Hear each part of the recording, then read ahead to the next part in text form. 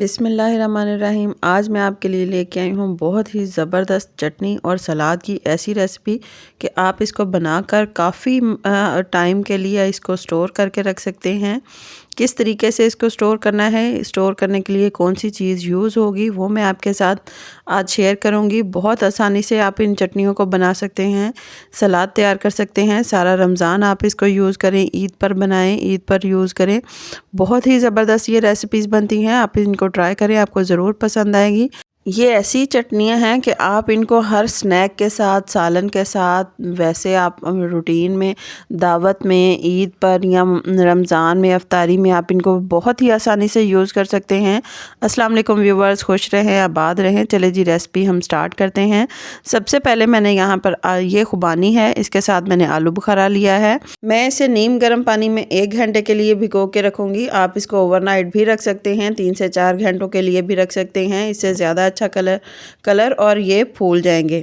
इनको हम साइड पे करेंगे। यहाँ पर मैंने सब्ज़ी ली है। सबसे पहले मैंने लहसुन, अदरक, प्याज, शिमला मिर्च और मैंने ली है गाजर। इनको मैं बताती हूँ कि मैं किस तरीके से काट रही हूँ। इस तरीके से मैंने लहसुन के 2 टुकड़े किए हैं। अदरक जो है मैंने बड़े साइज़ में, थोड़ा सा लंबे साइज़ में काटा है, लेकिन बारीक। इसी तरीके से अदरक जो है गाजर, इसको भी मैं इसी तरीके से काट लूँगी। थोड़ी सी मैंने बारीक काटनी है। शिमला मिर्च वो भी मैं इसी तरीके से काटूँगी। शिमला मिर्च भी मैंने थोड़ी से बड़े साइज़ में काटनी है, लेकिन बारीक, और इसका साइज़ भी गाजर के जैसा ही होगा। प्याज को भी हम इसी तरीके से कट करेंगे। ये देखें, इस तरीके से मैंने कट कर लूँगी। ये सारी की सब्जियाँ इसी तरीके से मैं कट करके रख दूँगी। पहले चलते हैं हम अपनी चटनी की तरफ। यहाँ पर मैंने यहाँ पर लिया है खुबानी। ये जो मैंने गर्म पानी में भिगो के रखी थी खुबानी, इसके अंदर मैं ऐड करूँगी मज़ीद 1 से 1.5 कप पानी और इसको पकने के लिए रखेंगे। इसके अंदर हम इंग्रेडिएंट ऐड करेंगे। सबसे पहले मैंने चीनी इसके अंदर ऐड की है। यहाँ पर मैंने थोड़ा सा ज़ीरा ऐड किया है और 1 लौंग और 4 से 5 अदद मैंने इसके अंदर काली इलायची ऐड की है। इसके अंदर मैं मज़ीद ऐड करूँगी थोड़ा सा नमक और थोड़ा सा मैं इसके अंदर चाट मसाला ऐड करूँगी। आप अपने मुताबिक भी ऐड कर सकते हैं। चीनी जो है वो मैंने 4 चम्मच के करीब मैंने इसके अंदर चीनी ऐड की है, ताकि ये गाढ़ा हो जाए। कुक होएगा, गाढ़ा हो जाएगा तो इसके अंदर हम ड्राई फ्रूट ऐड करेंगे, जिसमें मैंने लिए हैं बादाम, काजू, 4 मगज़ और थोड़ी से मैंने सफ़ेद तिल लिए हैं। गाढ़ा हो चुका है, पक चुका है। इसके अंदर मैं इसके ऐड करूँगी। ऐड करने के बाद मज़ीद 2 से 3 मिनट के लिए हम इसको और कुक करेंगे।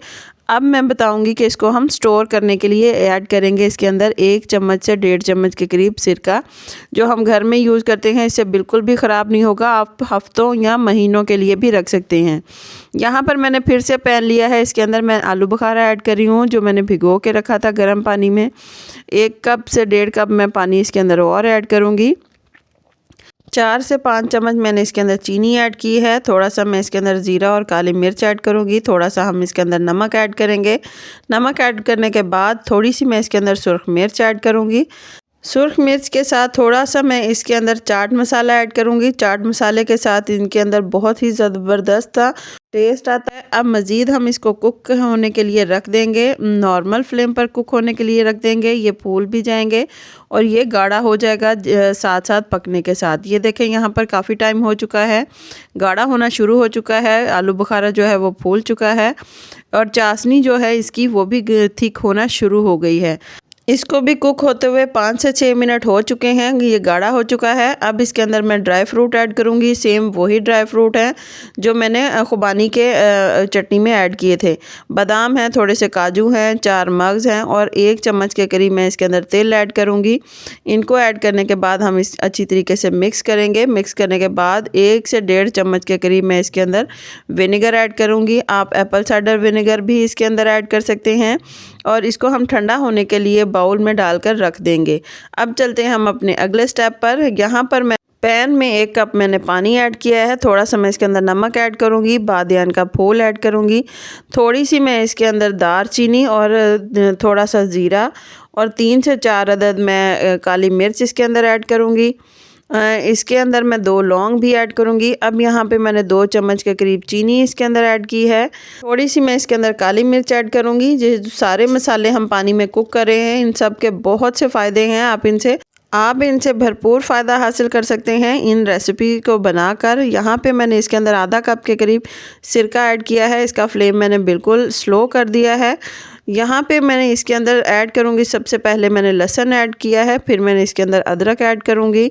अदरक ऐड करने के साथ थोड़ी सी जो मैंने शिमला मिर्च काट के रखी थी वो ऐड करूँगी। इसके अंदर मैं ऐड करूँगी गाजर, और गाजर के बाद अब इसके अंदर मैं ऐड कर दूंगी प्याज। इनको मैं मिक्स करूंगी। मिक्स करने के बाद मैं हल्का सा इसको ठंडा होने के लिए रख देंगे। यहाँ पे मैं सारी चीज़ें बाउल में ऐड कर चुकी हूँ। ये देखें, यहाँ खुबानी की चटनी है। अब इसके साथ मैं आलू बुखारा की चटनी आपको दिखाती हूँ। ये आलू बुखारा की चटनी है। इस तरीके के जार मेरे पास घर में मौजूद हैं। ये सारी चीज़ें मैं इसके अंदर ऐड करूँगी। चटनियाँ भी मैं ऐड कर चुकी हूँ, और जो मैंने सलाद बना के रखा है सिरके वाला वो भी मैंने ऐड किया है। इनको आप काफ़ी टाइम के लिए स्टोर करके रख सकते हैं। ये बिल्कुल भी ख़राब नहीं होंगे। जिस तरीके से मर्ज़ी आप इनको इस्तेमाल करें। इसके अंदर, सलाद के अंदर, आप अपनी मर्ज़ी से भी वेजिटेबल्स ऐड कर सकते हैं जो आपको पसंद हों, आप वो भी ऐड कर सकते हैं। आप इफ्तारी में यूज़ करें, ईद पर इनको बनाएं। बहुत बहुत ज़्यादा मज़े का है। ये मैं ख़ुद भी यूज़ करती हूँ। सलाद बहुत ही ज़्यादा टेस्टी है और खाना इससे झटपट हज़म हो जाता है। अगर आपको मेरी ये रेसिपी पसंद आए तो प्लीज़ लाइक करें, शेयर करें, मेरे चैनल को सब्सक्राइब करें। अल्लाह हाफिज़।